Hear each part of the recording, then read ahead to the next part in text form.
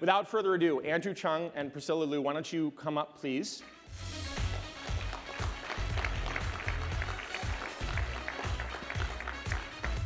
So while Priscilla and Andrew are coming up, we're going to make this fast-paced and informal, but I want to just tell you what a treat it is to hear these two folks. I have the privilege of having gotten to know them a decent bit over the past couple of years, and Priscilla is at DWS, formerly Deutsche Asset Management, and Andrew is at 1955 Capital, not 1950 Capital. Andrew has a long history in venture capital. Priscilla has a long history in innovation, having worked for many years at Bell Labs, having done a startup of her own in technology, in telecommunications. And so what we have here are two people whose business is investing and turning a profit in precisely the area we're going to talk about tonight, but from very different ends of that area. Andrew from the VC area, Priscilla from an area that, as she'll talk to you about, is welcoming in large-scale corporate investment.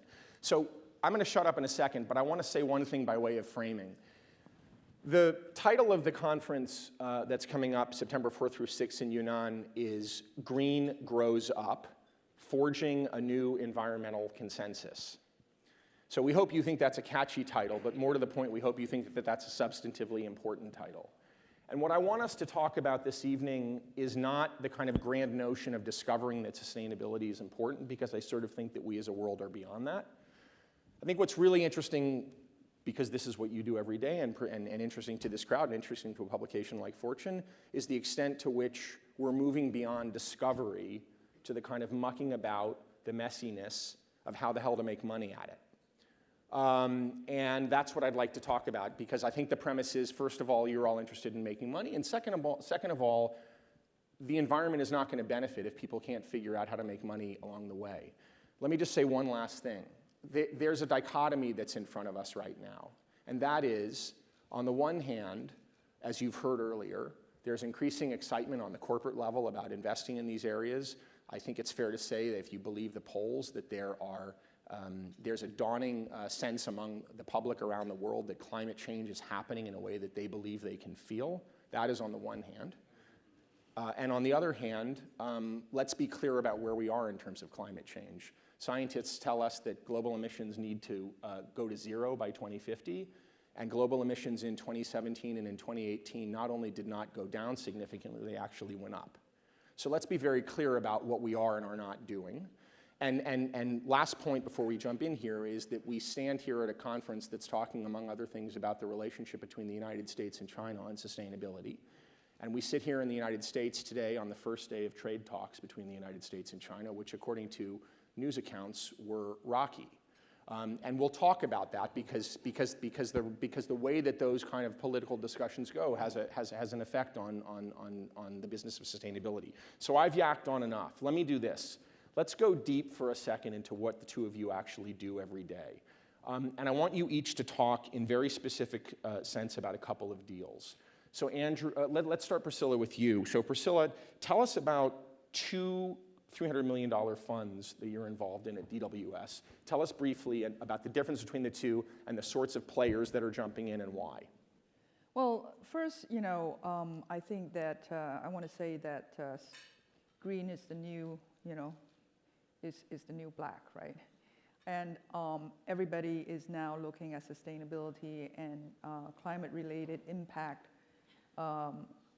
investments as well as opportunities as really the right thing to do. And of course, there is the question of, well, how do you make money? And my focus right now is China. And China, because of the financing that's available and because of the policies that are supporting it, and also because of the culture, is really becoming a very important as well as a very significant opportunity for investment that gives good return. And I think that in China it's unique primarily because of what the government is doing in supporting it. And what the government is doing in supporting this is primarily in providing financing that's available by encouraging the banks to provide the lending to green industries that are making a difference to the environment, but also because they have policies that encourages transparency, disclosure going forward, as well as really accountability for the large corporations. And then last but not least, and I always say this is more subtle, but it's critically important, is really the culture and the promotion and the government really encouraging a sense of responsibility and accountability. One of the things that kind of strike me is that you see a lot of the, you can say, PR that the government is putting out. And just a couple of months ago, when you go through Beijing International Airport, as you go through the gate, you've got these plaques that says, if you can't reuse it, refuse it. And I think that a mindset of the society is very important, and setting the tone so that accountability and responsibility becomes important is important. So let me interrupt 1 second. About these two funds, you have one fund in which Apple is investing a lot of money in renewable energy projects in China, and you have another fund in which Western corporates are investing a lot of money. Tell us about the Western corporate fund, because I think that may be a little more esoteric for this audience. Well, the Deutsche Bank Asset Management has clients, and the clients are in Europe as well as elsewhere in the world.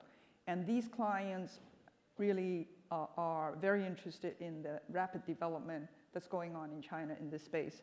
And so, of course, the funds take advantage of the opportunities and look at specific sectors that are interesting, that are giving good returns in private equity for companies that are doing well, growing fast, and require growth capital for them to be able to scale and expand.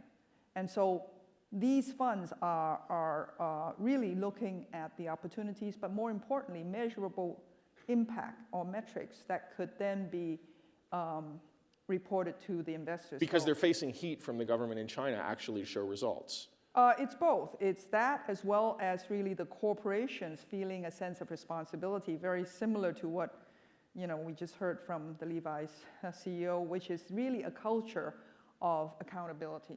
And I think that largely, when you look at these very large corporations, by setting the culture and the accountability for that, the ability to measure and then be able to account for what its company is impacting with respect to energy usage, water consumption, waste that is being produced, by being able to measure those, then you are able to control and actually be more efficient about managing those resources. So Andrew, I want to ask you two questions. One is, I want to ask you, if I understand correctly, your investment thesis for many years has been precisely about the relationship between the United States and China, has been precisely about the trajectory of innovation in China, and yet there's been a real evolution in both of those things. So talk for 30 seconds about why this is the investment thesis that you've decided to spend a good portion of your life on.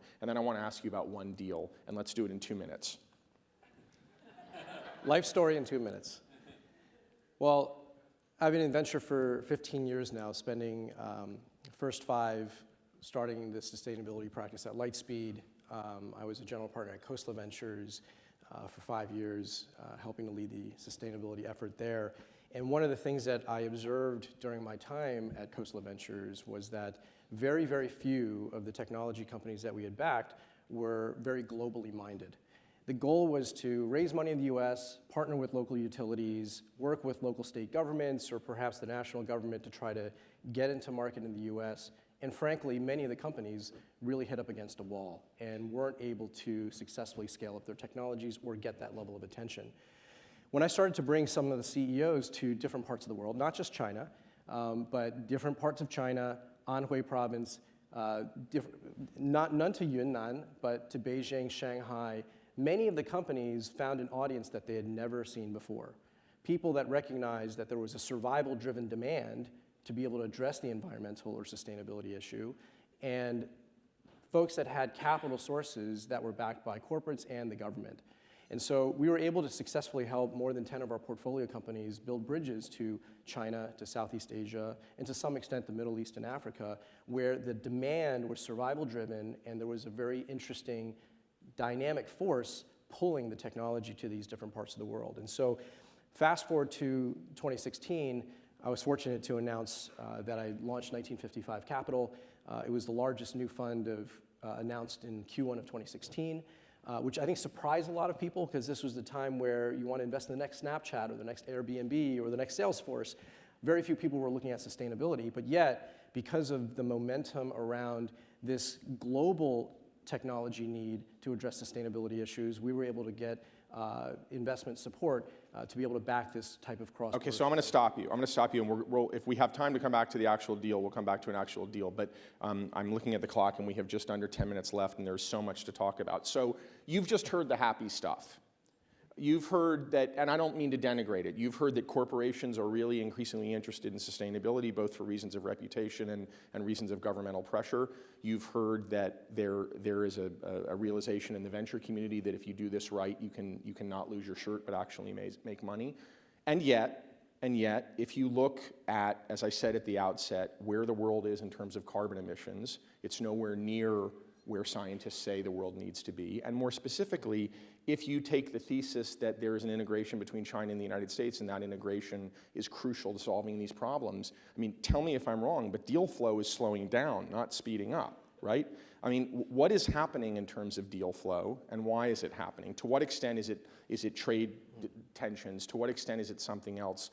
Andrew, jump in first. So after I announced my fund in 2016 with no more affiliation to Lightspeed or Khosla, 1955 being a brand new entity, we got more deal flow in that 2-year period than I could have ever. And what about since then? Since then, the same. Because what has happened is the need to partner outside the US has not changed. For a lot of the entrepreneurs and the CEOs out there, they are still thinking that China is an important market, Indonesia, Malaysia, elsewhere outside of the US is important, but yet there are government barriers that are being put in place by the United States. By the United States to slow down capital flows. Yeah, and are you seeing the results of that in your book? So I see the results of that in a lot of the different cross-border venture firms really slowing down their activity because a lot of what the administration has put into place has made it difficult for them to operate. The US administration. Right. What has been fortunate with 1955 is that we set up our firm as a US investment firm, US nationals running the company, and so we operate much like any other Silicon Valley firm. It just so happens that our DNA has been with that experience. So what has happened is we've actually gotten a swell of deal flow from a lot of the entrepreneurs that are still thinking about how can I partner in Indonesia, China, or Malaysia, and where do we go for that type of help? So okay, I'm going to stop you. I'm going to forgive me, but there's not enough time. So Priscilla, you've talked about the corporates piling on in a $300 million fund that DWS has. What are you seeing in terms of how easy it is to get money from these corporates? What the impact of the current political situation is? To what extent any of that's changing? So our clients are for DWS, which is by and large, Deutsche Bank. Is global, so it's not just US.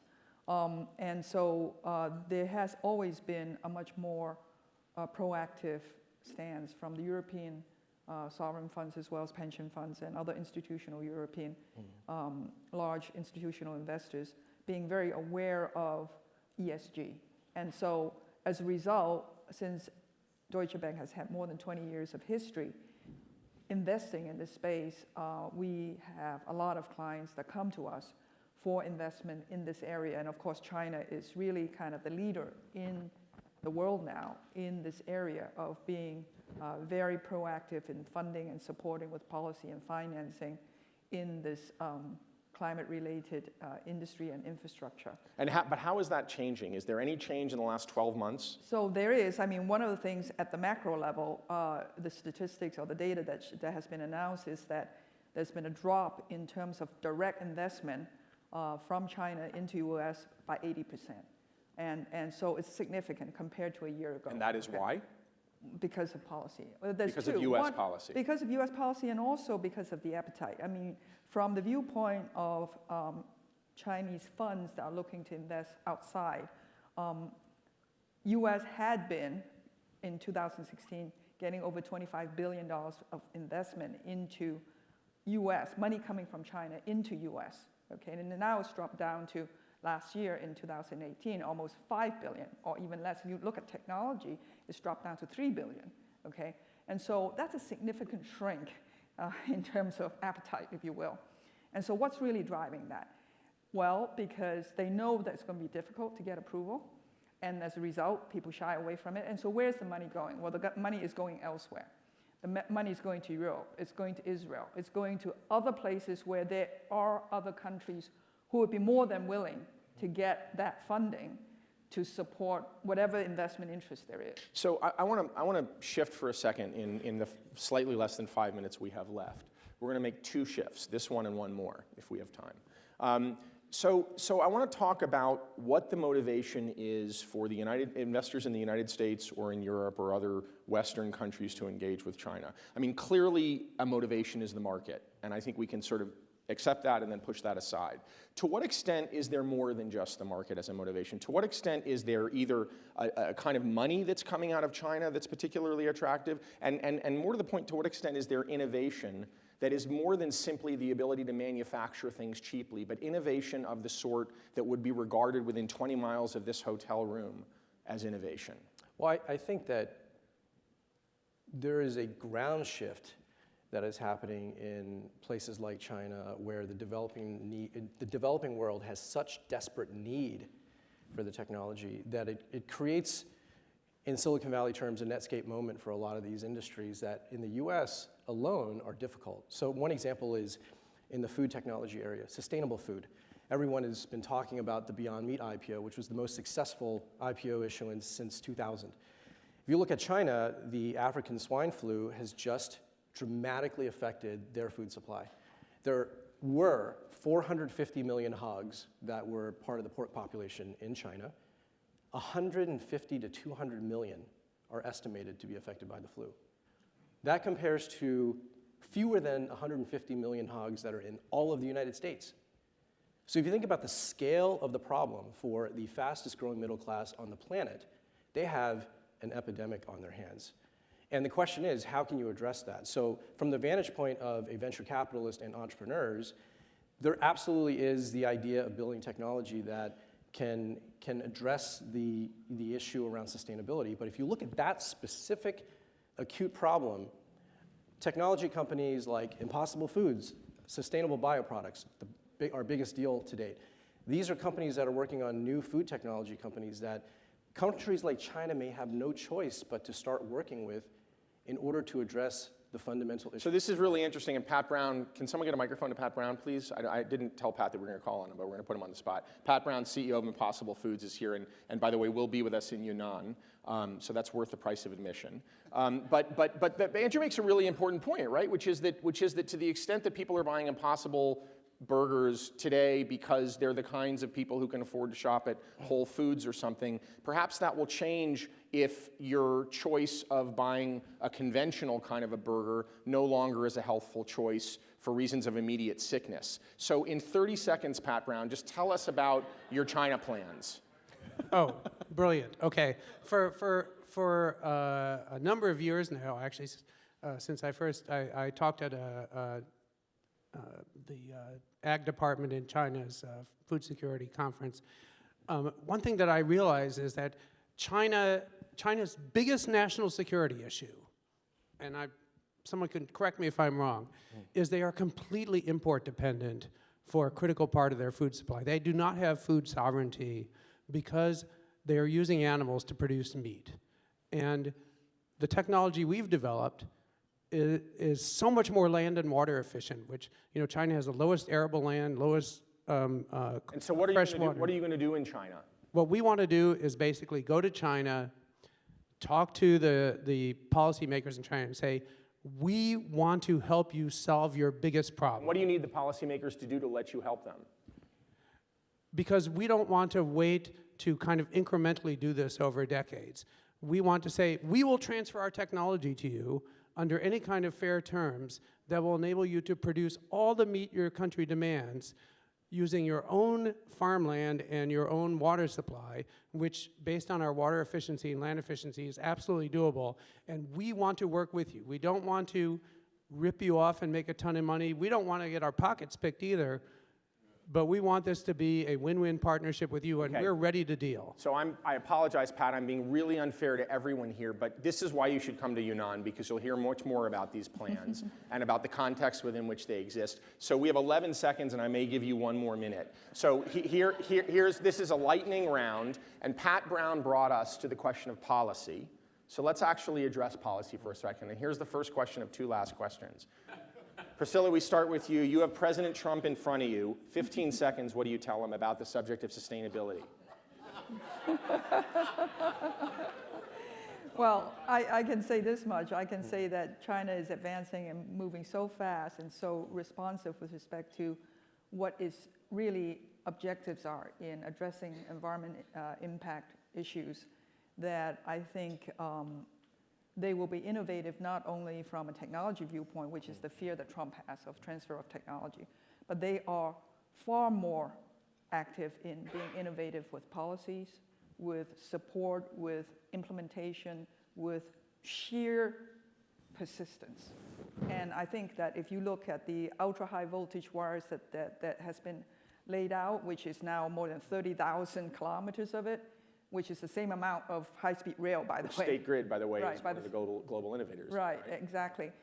That kind of innovation isn't technology alone. It is innovation with respect to perseverance, implementation, operation, financing, as well as financing. So what you tell Trump is open your eyes. Open your eyes, because it isn't just what is obvious. Okay, and Andrew, 15 seconds really, what do you tell Trump? Let's make a deal. Let's make it, okay, seriously. Yeah, and the next sentence is? The next, I would make it a business proposition. Beyond Meat IPO, massive acute issue in China, and you can pick your sector, energy, food, Okay. agriculture, health, and present it as an incredible arbitrage opportunity where the United States, which has developed such incredible technology, if you find the right way to partner with markets like China and every other country out there, there's an ability for the US to develop this leadership position across each one of these sectors that is unparalleled. Okay, so I'm getting the evil eye. I'm going to give you each 15 more seconds. I want to interrupt. Yeah, go ahead. I'll cede you Yeah. a minute. Because while you 3 were sitting up there, the story came across the wire saying that the tariffs on 200 billion of products will go into place tomorrow morning. And I just think they will go into place 1 hour from now. And maybe we should use those last 11 seconds. Let's get him on the phone.